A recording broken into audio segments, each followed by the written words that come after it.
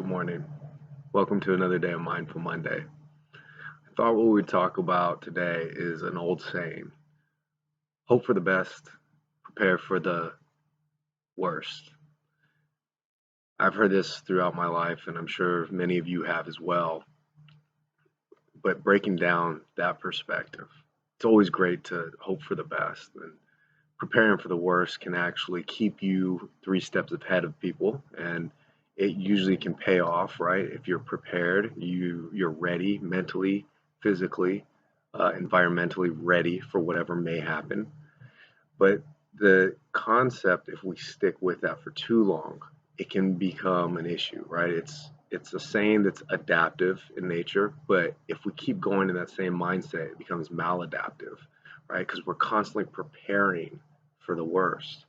And if you start to notice your week and your day, how much of your time and energy is for preparation for something bad that hasn't really happened yet but could happen.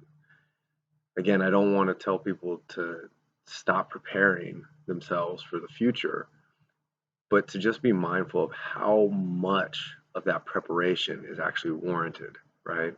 How much of the time we would spend enjoying recharging our battery, healing ourselves, are we actually spending in that preparation time and staying in that defensive fight, flight, or freeze when the time actually does come up where we have to do something, we have to act, we have to speak our voice, but we're too exhausted because we've been spending hours and days before preparing for the worst. You might notice this when you're getting ready for a lecture, a test, being able to work with your clients, show up for your family. The overthinking that starts to happen, that what if mindset or that what if rabbit hole that we go down, where we try to figure out the 100,000 possibilities that could happen when we're in that situation.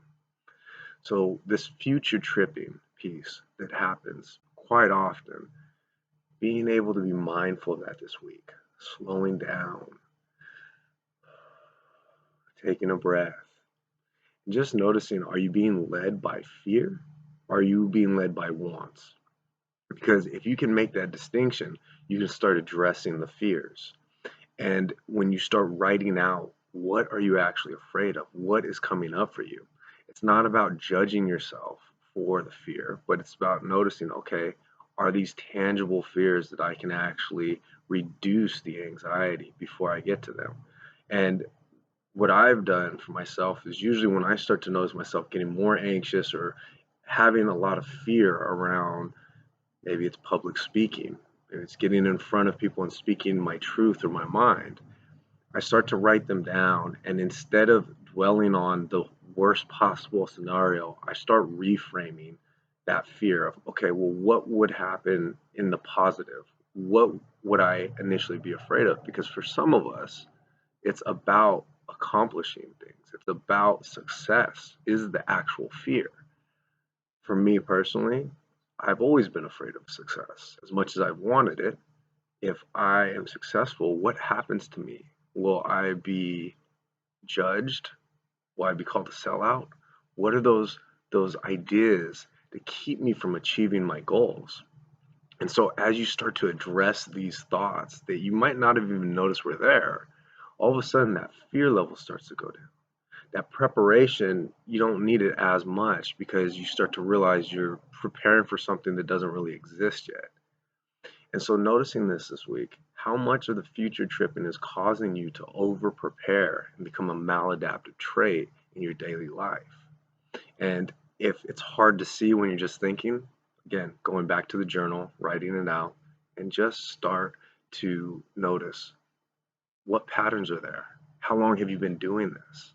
And putting 5 reframes for every negative thought that you're having.